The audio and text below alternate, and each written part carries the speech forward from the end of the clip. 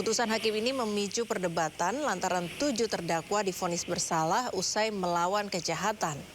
Selain divonis pidana penjara 8 hingga 10 tahun, 7 terdakwa juga masing-masing didenda 1 miliar rupiah subsidiar 6 bulan kurungan. Dari ketujuh ini, orang ini dipidana dengan pidana dari 8 tahun sampai dengan 10 tahun. Nah, terdapat 2 orang itu yang sebagai residivis. Jadi terdakwa 4 itu dan terdakwa 6 itu sebagai residivis.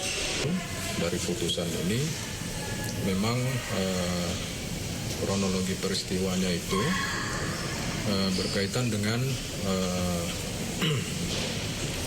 meninggalnya itu ada seorang anak yang bernama ini karena ditemukan ada luka terbuka di bagian perut yang kemudian itu berakibat langsung meninggalnya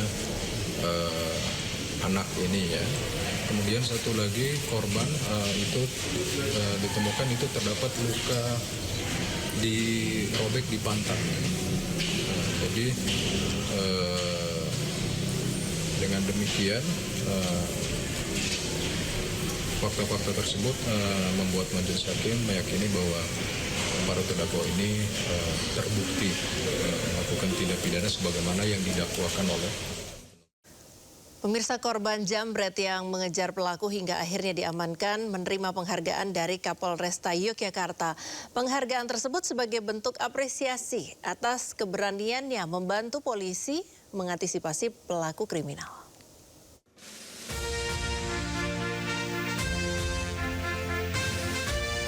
Eviana Adiba Agustin, korban jambret bersama seorang teman dan 2 warga Umbul Harjo, Kota Yogyakarta, menerima piagam penghargaan dari Kapolres Yogyakarta pada Rabu siang. Piagam penghargaan diberikan sebagai bentuk apresiasi atas keberanian Eviana dan 3 orang lainnya mengejar pelaku penjambretan hingga akhirnya pelaku dapat diamankan. Akhirnya kita memberikan apresiasi kepada mereka berempat, luar biasa karena sudah membantu kepolisian antisipasi pelaku kriminal. Ini merupakan suatu kebanggaan kita luar biasa, khususnya kepada masyarakat Yogyakarta ataupun masyarakat yang berkuliah di Yogyakarta, bahwa sosialisasi yang selama ini kita laksanakan berhasil, yaitu yang pertama, masyarakat harus bisa menjadi polisi bagi dirinya sendiri. Yang kedua, membantu menjaga situasi Kamtibmas Yogyakarta agar selalu aman, damai, dan kondusif.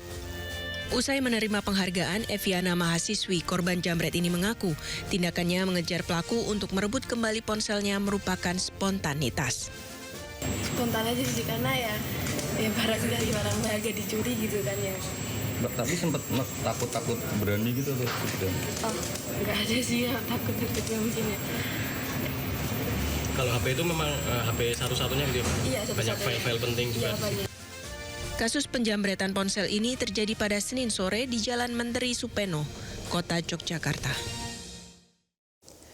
Pemirsa, seorang guru di Jember tega menelanjangi 6 siswa kelas 5 dengan alasan sering kehilangan uang di dalam kelas. Peristiwa ini diketahui wali murid hingga guru tersebut dilaporkan dan mendapat sanksi. Banatannya ada, ambil dah. Ambil dah.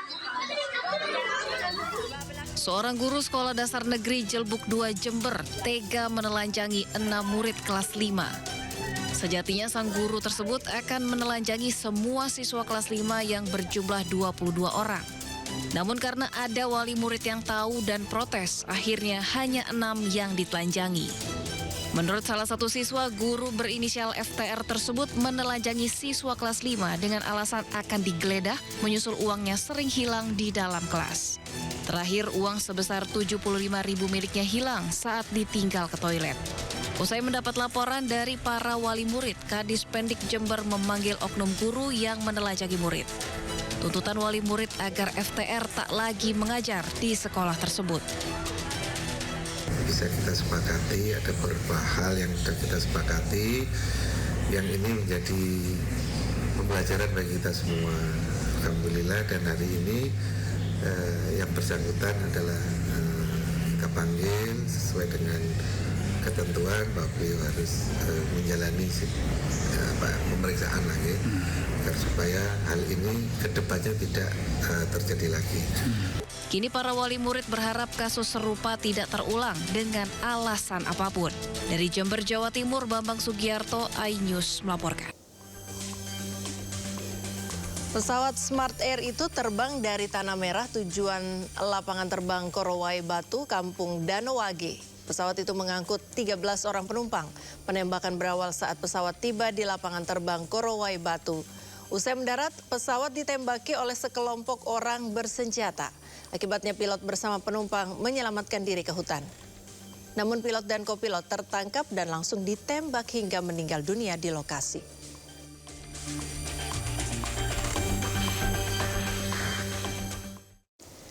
Ritual adat Pasola di Kabupaten Sumba Barat NTT ricuh. Polisi harus menembakkan gas air mata untuk membubarkan massa.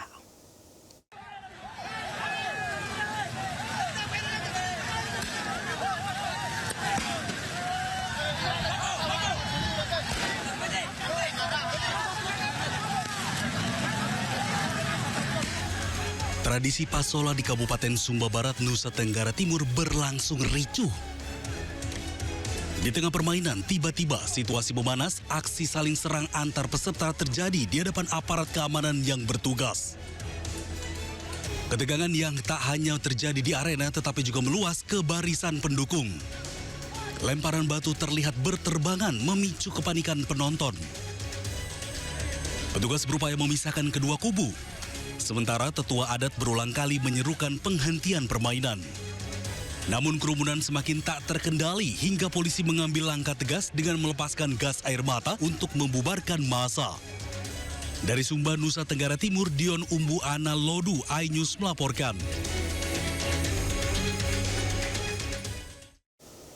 Pemirsa, tawuran antar pelajar kembali terjadi di Kabupaten Bantaeng, Sulawesi Selatan. Dua kelompok siswa sekolah menengah atas bentrokan di tengah jalan raya yang masih dipadati kendaraan. Tentu saja membuat resah warga dan para pengendara yang lewat.